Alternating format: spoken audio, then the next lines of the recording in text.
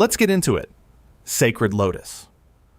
In 1350 BC, Egyptian tomb painters at Amarna recorded something that had been happening for centuries before anyone thought to write it down.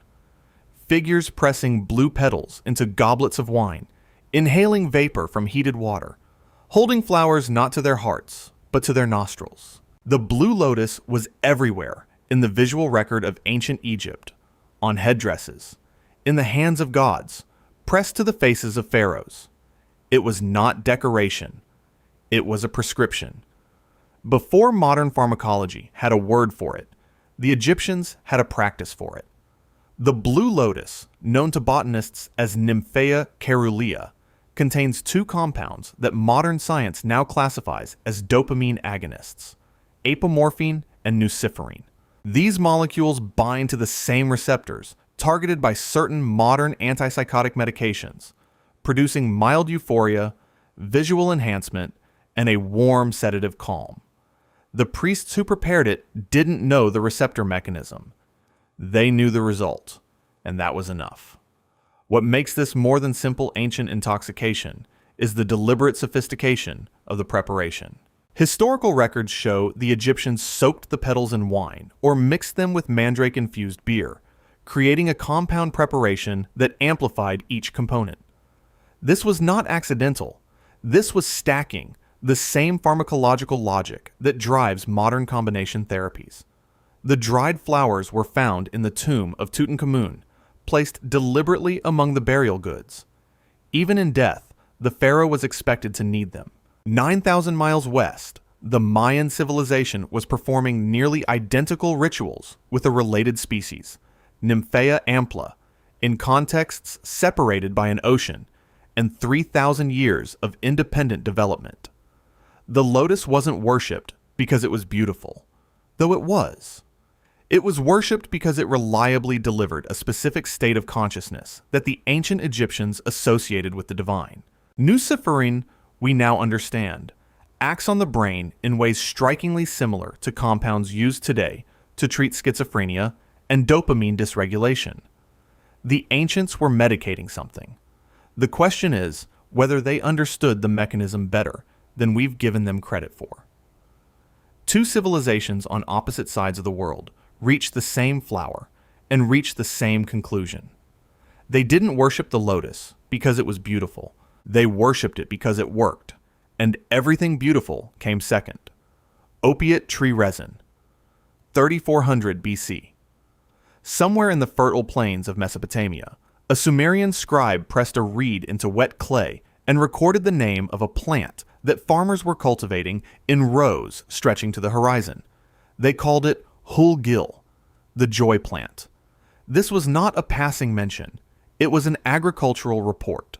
The Sumerians were growing opium poppies at industrial scale, and they already understood exactly what they had. What followed was not a discovery, but a deployment. The Ebers Papyrus, an Egyptian medical text compiled around 1550 BC, contains more than 700 individual prescriptions. Opium appears in at least 11 of them, including one specifically formulated to quiet crying children, a preparation of poppy mixed with fly dung and administered in a paste. By this point, the poppy had already been moving through trade networks for 2,000 years. Swiss Neolithic lake dwellings from around 3500 BC have yielded poppy seed deposits, confirmed by archaeologists, suggesting cultivation spread west almost simultaneously with its documentation in the east. The Bronze Age Mediterranean tells the clearest story. The so-called base ring juglets, distinctive ceramic vessels traded from Cyprus to Egypt to Greece between 1500 and 1200 BC, were shaped like inverted poppy heads. In 1992, researcher Robert Merriles published chemical analysis confirming opium alkaloid residue inside these juglets. The ancient world had a universal pharmaceutical symbol, and it looked exactly like the plant it contained. The Minoan goddess of the poppies figurine, recovered from Crete and dated to approximately 1400 BC, wears a crown of scored poppy capsules. The scoring technique depicted is identical to the method used to harvest opium resin today. By the time the British Empire turned this plant into a geopolitical weapon in the Opium Wars of the 19th century, humanity had already spent 5,000 years learning and relearning exactly what it could do. Every empire that encountered the poppy eventually made the same calculation. The economic value outweighed the human cost, at least until it didn't. That calculation has not changed. The oldest pharmaceutical record in human history belongs to a flower. We have been losing this particular argument for 5,000 years, and the plant has never once lost. Mandrake root. Around 900 BC, Assyrian healers prescribed a root that looked disturbingly like a human body. 2 legs, 2 arms, a rough torso, a face if you stared long enough. They called it a plant, but treated it like a person, and they warned with absolute seriousness that pulling it from the ground would kill you. Screaming, they said. The root screamed as it left the earth. The warning was elaborate, theatrical, and almost certainly deliberate. The mandrake, Mandragora officinarum, contains a triple pharmacological payload: hyoscyamine, scopolamine, and atropine. These tropane alkaloids interact with the central nervous system in ways that produce hallucinations, complete analgesia, deep sedation, and at sufficient doses, death. The lethal threshold and the therapeutic threshold sit uncomfortably close together, which made the plant both extraordinarily useful and genuinely dangerous. The Greek physician Dioscorides, writing around 70 AD in his foundational medical text De Materia Medica, prescribed mandrake wine as a general anesthetic before surgery. This was the first recorded anesthetic protocol in Western medicine. It worked because the chemistry demanded that it work. The plant appears in Genesis, in the Song of Solomon, in Greek and Roman pharmacopoeia, in Islamic medical texts, and in the trial records of the medieval European Inquisition. The so-called flying ointment used by accused witches, documented in Inquisition testimony across geographically isolated communities, consistently contained mandrake alongside belladonna and henbane. Modern pharmacology has confirmed that transdermal absorption of scopolamine through thin skin, applied at documented sites, produces genuine proprioceptive distortion, a vivid, physical sensation of rising, of weightlessness, of flight. The women describing flight to their inquisitors were not lying. They were reporting what scopolamine does to the human vestibular system. The screaming mandrake legend deserves a second look. Herbalists who controlled the supply of a lethal, lucrative pharmaceutical had every incentive to surround it with terror. A plant that kills anyone who picks it without the proper ritual knowledge is a plant whose harvest stays in specialist hands. The screaming wasn't botany. It was intellectual property protection. 3,000 years before the concept existed. Atropine, derived from the same chemical family, is still administered today in emergency medicine for nerve agent exposure. The root that screamed in 900 BC is in ambulances right now. Cave lichen extract. Somewhere in the painted chambers of the Pyrenees, in conditions that researchers are only now beginning to examine properly, someone was scraping something off the walls. Not pigment, not charcoal, but lichen. Thin biological crusts growing in the deepest sections of rock, in chambers where the art is most concentrated, and where firelight would have been the only illumination. The presence of lichen compounds at Paleolithic ritual sites has begun attracting attention from a narrow field of researchers who are asking a question that mainstream archaeology has not yet formally answered. Was it deliberate? Lichen pharmacology sits at a strange frontier. Usnic acid, produced by Usnea and related species, has confirmed antimicrobial properties and produces central nervous system stimulation and disorientation at elevated doses. Vulpinic acid, from Latheria vulpina, the wolf lichen, is toxic enough that Scandinavian hunters historically used it to poison wolf bait. But Siberian Evenki shamans, documented by ethnobotanists in the 20th century, incorporated lichen preparations into multi-compound trance induction protocols, rarely as a primary substance, but consistently as an amplifier. something that sharpened or extended the effect of the primary entheogen. The Mazatec of Mexico used specific lichen species alongside psilocybin mushrooms in ritual contexts that anthropologists documented across multiple generations.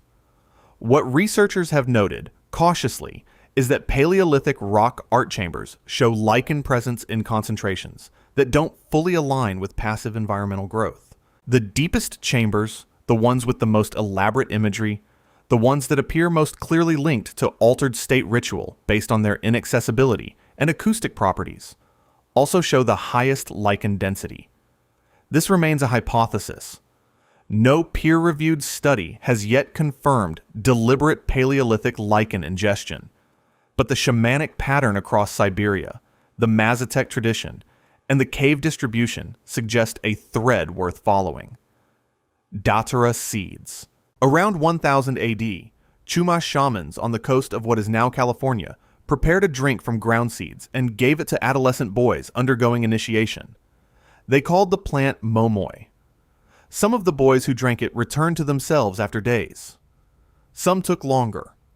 A small number, the historical record suggests, never fully came back.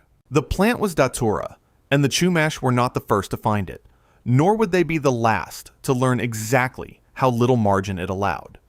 Datura is pharmacologically unusual in a way that makes it genuinely terrifying. Its active compounds, scopolamine, hyoscyamine, and atropine, exist in concentrations that vary not just between plants, but between different parts of the same plant, between morning and evening harvests, between seasons. A dose that produces visions one day produces cardiac arrest the next. There is no reliable threshold.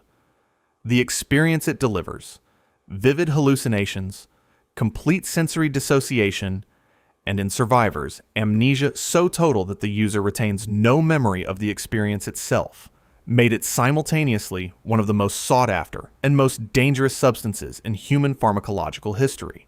In 2020, researcher David Robinson and colleagues published findings from Pinwheel Cave in California in the Proceedings of the National Academy of Sciences, confirming datura quids cached directly beneath rock art that appears to depict the plant's visual effects. The association between the ingestion site and the imagery was deliberate. In South Asia, datura metal is offered to Shiva at temples across India, considered sacred because it grows in cremation grounds, in the space between the living and the dead. Across Colombia and parts of South America, the scopolamine extracted from datura relatives is used in criminal poisoning, rendering victims completely compliant and amnesiac with no memory of actions taken under its influence. Peyote buttons. In 1937, archaeologists excavating dry caves along the Rio Grande near Shumla, Texas, found something bundled carefully in plant fiber and preserved by the desert air: dried peyote buttons. Chemical analysis confirmed measurable levels of mescaline still present in the tissue.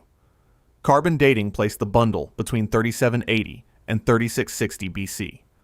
The cactus was 5,700 years old. The pyramids of Giza would not be built for another 1,200 years. Peyote was already ancient. Mescaline, the primary active compound in Lophophora williamsiae, produces an experience that users across 5 millennia have described with striking consistency: geometric forms that become architectural, architecture that becomes inhabited, and a quality of presence that participants report as contact with intelligence rather than hallucination. Pharmacologically, mescaline is a phenethylamine that acts on serotonin receptors across a 12-hour window, one of the longest uninterrupted psychoactive experiences produced by any plant compound. 40 or more distinct indigenous nations of North America incorporated peyote into ceremonial practice. The Native American Church, founded in 1918 and now representing somewhere between 250,000 and 400,000 members, continues active sacramental use today. The colonial response was specific. In 1620, the Spanish Inquisition issued a formal ecclesiastical edict targeting peyote use in Mexico, the only psychoactive plant in the historical record to receive its own dedicated Inquisition decree. The charge was heresy. The underlying concern was more practical. A substance that delivered direct, unmediated religious experience to anyone who consumed it was a direct competitor to an institution whose power depended on controlling access to the divine. The Inquisition understood the threat more clearly than it admitted. The Huichol people of Mexico, the Wixaritari, have maintained an unbroken annual pilgrimage to the sacred land of Wirakuta for an estimated 2,000 years, walking hundreds of miles to harvest peyote in the desert where it grows.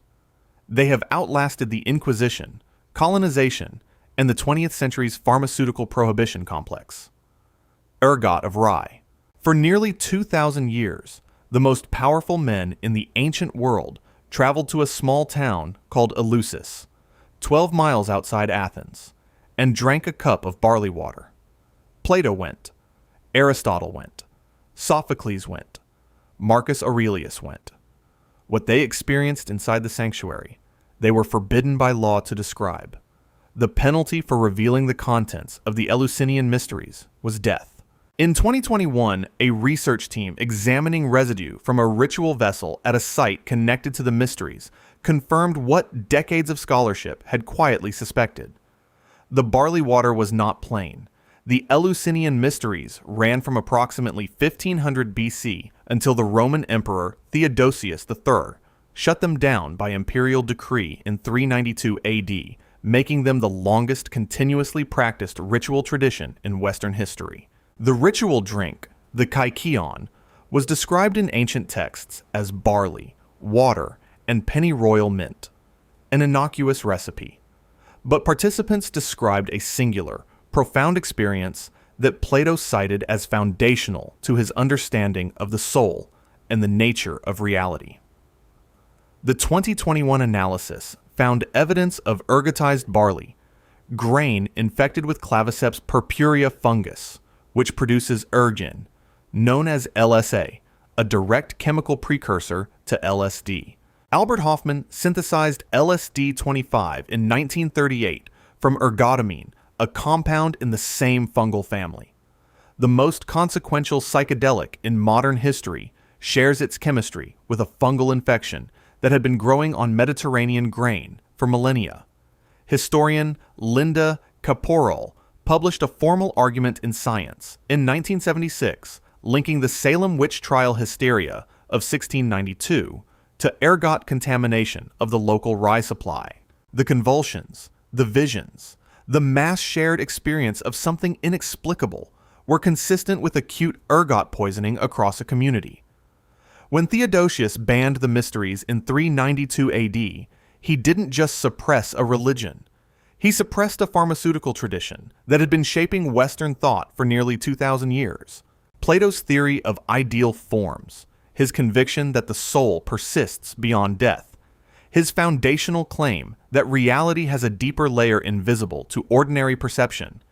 These ideas emerged from a man who had stood in the sanctuary at Eleusis and drunk the cup. Toad venom. In 2019, archaeologists excavating a Bronze Age ritual complex near Valencina de la Concepción in southern Spain uncovered something inside a funerary container that had no obvious explanation. The bones of a Buphospinosus toad, placed deliberately with the dead, surrounded by no food remains, no other fauna, just the toad. The site dated to approximately 2800 BC. The toad's parotid glands secrete a venom containing 5-MeO-DMT, one of the most potent psychedelic compounds identified by modern chemistry. The University of Seville researchers who published the finding noted they had no precedent for it. 5-MeO-DMT produces an experience that participants across clinical, shamanic, and historical contexts describe with unusual uniformity. A complete dissolution of personal identity, contact with what users describe as an encompassing intelligence, and a return to ordinary consciousness, so disorienting that many describe it as waking from death. The duration is between 15 and 30 minutes. The intensity has no comparison in the pharmacological literature. Mayan iconography includes the Bufo marinus toad in ritual contexts recorded in the Dresden Codex and on Olmec ceremonial axes. In Mesoamerican theology, the toad occupied the space between the world of the living and the world of the dead, an animal of thresholds. The neurochemical detail that changes everything is this. 5. MEO-DMT is produced endogenously in the human body. It has been confirmed in mammalian cerebrospinal fluid and pineal gland tissue. The compound secreted by the toad's skin is chemically identical to a compound the human brain already manufactures. In 2019, researchers at Johns Hopkins published clinical trial results showing that a single 5-MeO-DMT session produced significant reductions in depression and anxiety in 80% of participants, with effects persisting for months from a single 20-minute experience. Neuroscientist Rick Strassman, who conducted the first government-approved psychedelic research in decades at the University of New Mexico in the 1990s, proposed that massive endogenous release of DMT family compounds occurs at the moment of clinical death, which would mean that every dying human brain may be having this experience with no toad required. The ancient priests who placed that toad in a grave with their dead may have understood the connection between the animal and the passage more precisely than we have. Berserker fungi. Around 900 AD, Norse poets recording the wars of the North described a class of warrior that made even other Vikings step back. The berserker entered battle without armor, sometimes without clothing, moving through enemy lines with a screaming animal fury that witnesses consistently described as more than human. They could not be stopped by normal means. They felt nothing. When the battle was over, they collapsed and slept for days, waking with no clear memory of what had happened. The sagas treated this as both a gift and a curse. Modern pharmacology has a more specific vocabulary for it. The primary hypothesis, argued by researchers across ethnobotany and Norse studies, centers on Amanita muscaria, the fly agaric mushroom. Its active compounds, muscimol and ibotenic acid, produce at sufficient doses a syndrome that matches the berserker descriptions with uncomfortable precision. Dissociation from pain, physical hyperactivity, emotional dysregulation, extreme aggression, and subsequent physical collapse followed by amnesia.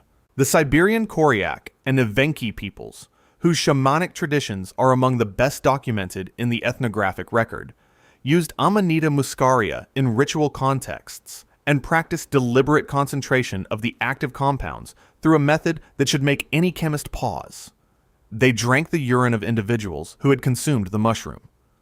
The reindeer's liver converts ibotenic acid to the more potent muscimol before excretion, effectively running a biological purification process. If Viking warriors understood this, they weren't simply drugging themselves before battle. They were running a rudimentary pharmaceutical extraction protocol. Norse historian Neil Price has also pointed to henbane, found archaeologically in Viking graves, as a secondary candidate. Henbane in mead produces violent delirium and blackout amnesia, consistent with the post-battle collapse.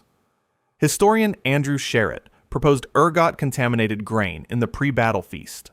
The competing hypotheses share a single common element. Something chemical was being deliberately administered to produce a specific combat state. By approximately 1015 AD, Norwegian law, applied to Iceland, had criminalized the berserker. Not because he lost, because he could not be controlled by anyone, including the king who deployed him. The first drug-enhanced soldier in the historical record was also the first soldier deemed too dangerous to keep. The blood leaf. In Ethiopian chronicles from around 1300 AD, Sufi mystics are recorded chewing the leaves of a shrub before all-night prayer sessions, devoted to extended states of remembrance and closeness to God. In the courts of the Adal Sultanate, soldiers chewed the same leaves before combat. On the coast of Yemen, fishermen chewed it in the afternoon quiet of the harbor. The plant was Catha edulis, cat, and it has been doing this for at least 700 years across 2 continents simultaneously. Opening prayer and preparing men for war, sometimes in the same community, sometimes in the same household. Khat contains cathinone, a naturally occurring amphetamine analog that produces heightened alertness, reduced fatigue, elevated mood, and increased aggression at higher doses. The pharmacological profile made it ideal for exactly the applications that spread it across East Africa and the Arabian Peninsula. Extended religious devotion, sustained physical labor, and close quarters combat. It was called the plant of the saints in Yemeni Sufi tradition, not metaphorically, but as an honorific, the way a tool earns a name when it does its work without fail. The World Health Organization classified it as a drug of abuse in 1980. The United Kingdom added it to Class C in 2014, a decision that met significant opposition from East African diaspora communities, for whom the plant represented uninterrupted cultural continuity. What makes khat pharmacologically important beyond its 7 centuries of documented use is what it gave to modern chemistry. Synthetic cathinones, the compounds marketed in the early 2010s as bath salts, are derived from the same molecular base. A plant chewed by Sufi mystics in medieval Ethiopia is the chemical ancestor of one of the most dangerous synthetic drug crises of the 21st century. The pharmacological family didn't change. The delivery system and the dosage did. There is also a logistical dimension that demands attention. Cathinone degrades completely within 48 hours of harvest. Khat only works fresh. This biological constraint created, across the medieval Horn of Africa and Arabian Peninsula, one of the world's first time-sensitive pharmaceutical supply chains. Couriers ran relay routes from highland Ethiopian farms to Red Sea ports, not because anyone asked them to, but because the chemistry demanded it. A drug that expires in 2 days builds its own infrastructure, the God formula. In 1992, ethnopharmacologist Dennis McKenna published an observation that had been quietly accumulating in the pharmacological literature for decades. Across 3 separate continents, ancient peoples had independently discovered the same 2-component chemical system. Component 1, a plant containing harmala alkaloids, specifically harmine and harmaline, which function as reversible inhibitors of the monoamine oxidase enzyme that would otherwise destroy the second component before it reached the brain. Component 2, a plant containing DMT or a related tryptamine. Separately, neither compound does very much. Together, they produce one of the most profound pharmacological experiences documented in the clinical literature. The system had a name in the Amazon, where it was called ayahuasca. It had a different name in the ancient Near East, where it was encoded in religious cosmology rather than botanical taxonomy. Syrian rue, Paganum harmala, is the Near Eastern source of harmine and harmaline. Archaeological evidence confirms its ceremonial burning across sites in Israel, Jordan, Iran, and Pakistan, where the combustion releases harmaline vapor, an MAO inhibitor administered by inhalation. In ancient Egyptian religious tradition, the acacia tree, Acacia nilotica, occupied a position of profound sacred significance as the tree of life, the wood of resurrection, the plant from which divine thrones were constructed. Chemical analysis confirms that Acacia nilotica contains tryptamines including DMT.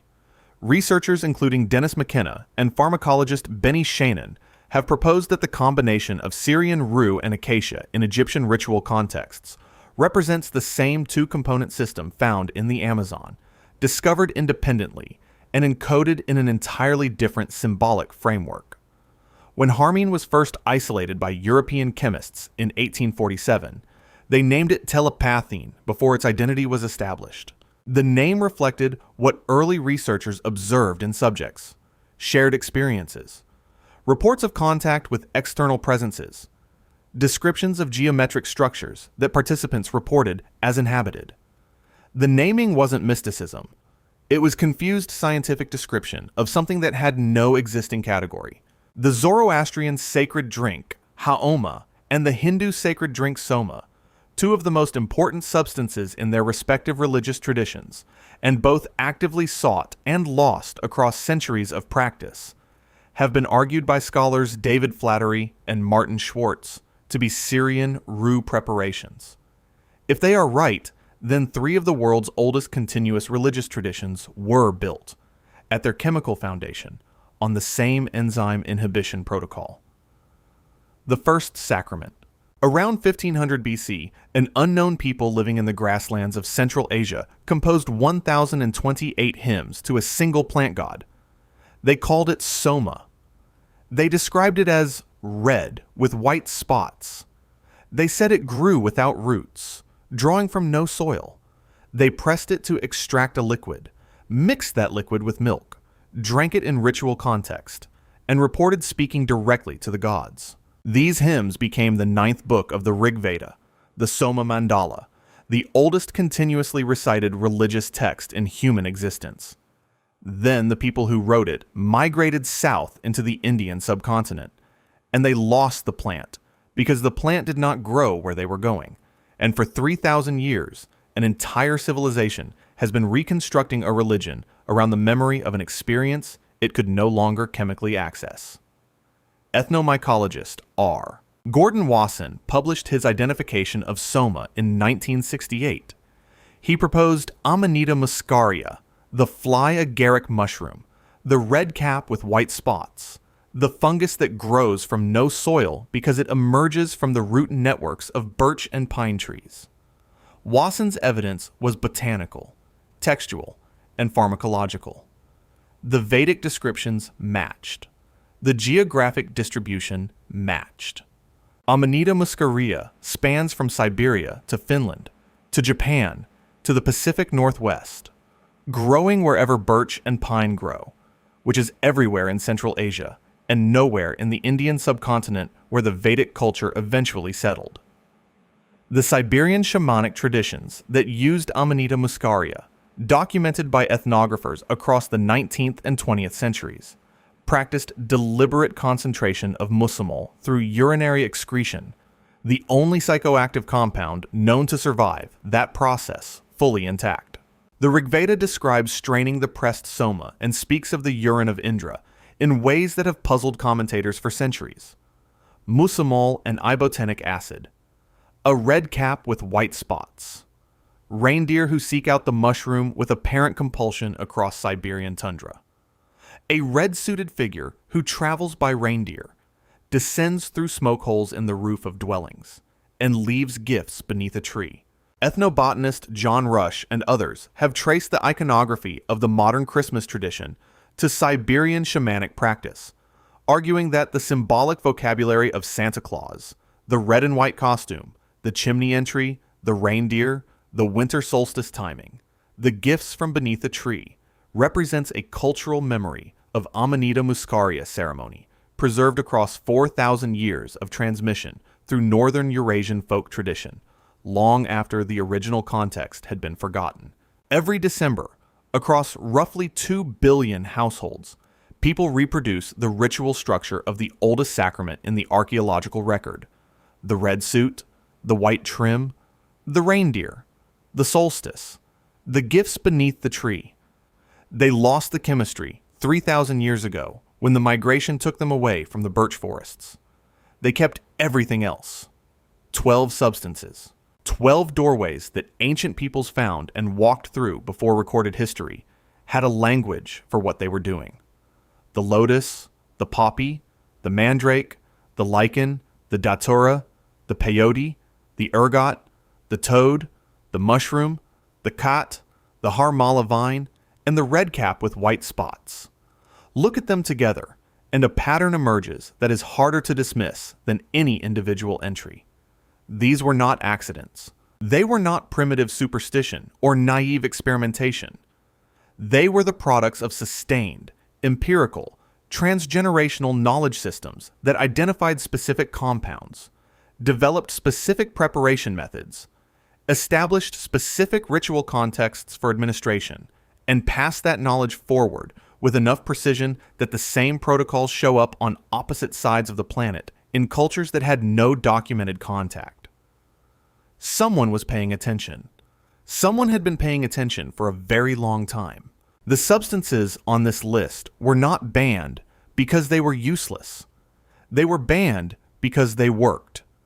And what they worked on was the part of human experience that every controlling institution, from the Roman Senate to the Spanish Inquisition to the modern DEA, has always wanted to manage: the direct, unmediated, chemically unlocked confrontation with something larger than the ordinary self.